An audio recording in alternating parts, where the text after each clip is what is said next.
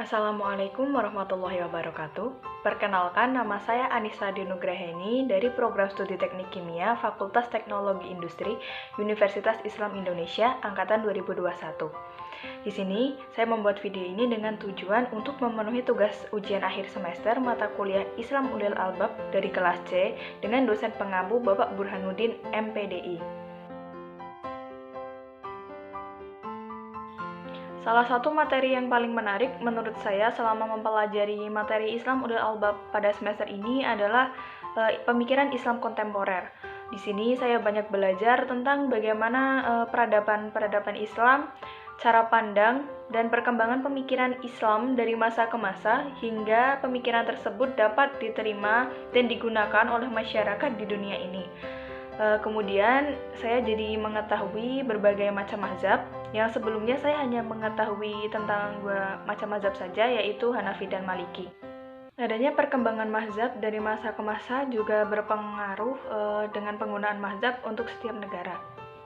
Selain itu, saya juga tertarik tentang pembahasan ormas-ormas yang ada di Indonesia. Dari tokoh-tokoh dan sejarah ormas itu berdiri maupun untuk perbedaan cara beribadah baik wajib maupun sunnahnya. Bahasan selanjutnya adalah isu-isu kontemporer. Salah satunya yaitu pluralisme.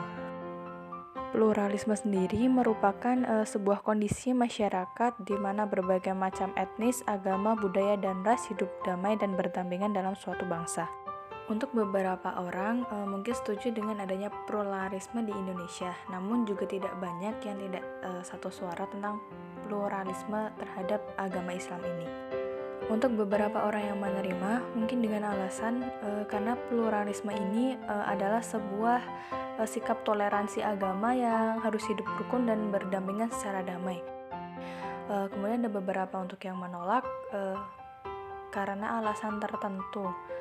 Contohnya, karena mengklaim masing-masing agama itu benar.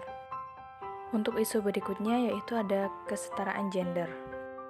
Dalam era globalisasi ini, banyak wanita yang menyuarakan suara mereka untuk menyampaikan aspirasi-aspirasi mereka yang ingin mereka lakukan agar kedudukan mereka setara dengan para kaum lelaki.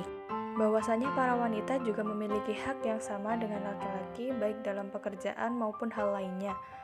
Oleh karena itu, hal ini termasuk isu-isu kontemporer dan yang berhubungan dengan Islam. Dalam penyelesaian isu ini, bahwasanya kita kembali kepada Al-Quran yang mana kita juga sebagai wanita juga memiliki hak yang sama dengan para lelaki, dan juga ada beberapa hal yang menolak karena feminisme yang ada pada kehidupan kita.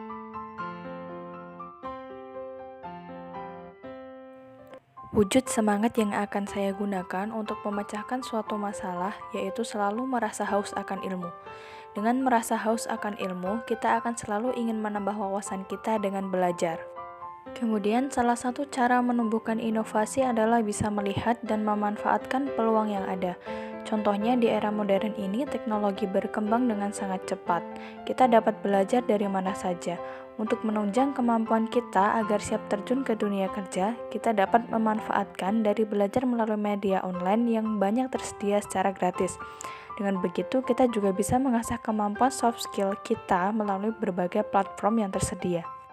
Inovasi juga akan muncul ketika kita dihadapkan terhadap suatu masalah, maka kita tidak boleh menghindari masalah tersebut karena saat suatu masalah berbeda menghampiri kita, maka kita akan berpikir bagaimana cara menyelesaikan masalah berbeda dengan cara yang baru. Hal itu dapat membuat kita harus berpikir kreatif yang mendukung cara kita berpikir secara inovatif. Kemudian yang terakhir, ketika kita akan menyelesaikan masalah, pastikan kita menyelesaikannya dengan tidak tergesa-gesa dalam mengambil keputusan. Kemudian senantiasa berpikir secara subjektif dan objektif dan mengambil keputusan dengan pikiran yang tenang.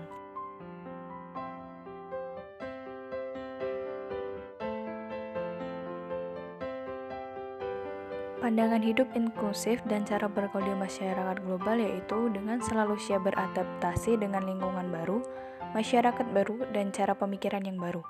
Tetap bisa mengikuti arus global atau teknologi dengan menfilter atau menyaring terlebih dahulu informasi sebelum diterapkan di masyarakat yang sesuai dengan ideologi Pancasila dan tidak bertentangan dengan syariat Islam. Kemudian tetap mempertahankan nilai Islam untuk beradaptasi dengan lingkungan baru serta memiliki jiwa toleransi terhadap perbedaan yang ada. Berpikiran terbuka dan berperilaku yang baik dalam bermasyarakat. Adanya globalisasi menyebabkan mudahnya budaya luar masuk ke dalam Indonesia dan terkadang tidak sesuai dengan budaya kita. Tetapi tidak sedikit juga yang meniru budaya luar yang bertentangan dengan kita dan tugas kita adalah menasihati mereka yang menyimpang agar mereka tidak semakin jauh dan mempelajari budaya yang tidak sesuai dengan kita. Pemimpin bukan berarti hanya mengatur para anggotanya, tetapi pemimpin harus bisa menjadi teladan dan contoh yang baik bagi anggotanya. Saat menjadi pemimpin, kita harus bisa mengayomi para anggota. Ketika ada suatu permasalahan yang diselesaikan dengan cara musyawarah, maka tugas pemimpin bersikap netral dan menampung segala masukan ataupun pendapat yang ada hingga dicapai sebuah kesepakatan bersama. Menjadi seorang pemimpin juga harus mempunyai rasa tanggung jawab yang tinggi atas apa yang diembannya. Kemudian bersikap tegas terhadap para anggota, memiliki wibawa yang dapat menimbulkan rasa kepercayaan terhadap sesama anggota. Selain itu, sebagai pemimpin kita juga harus bersikap komunikatif. Saat menjadi pemimpin, kita bisa belajar dari para tokoh-tokoh Islam saat menjadi pemimpin pada masa peradaban Islam sebelumnya. Dengan meneladani perilaku kepemimpinan mereka, diharapkan kita dapat menjadi seorang pemimpin yang baik. Dengan adanya pemimpin yang baik, maka akan terbentuklah sebuah masyarakat yang baik dengan meneladani perilaku dari pemimpin tersebut. Demikian video ini saya buat atas segala kesalahan, baik pengucapan kata maupun sikap yang tidak berkenan, saya mohon maaf. Wabillahi taufiq wal hidayah. Wassalamualaikum warahmatullahi wabarakatuh.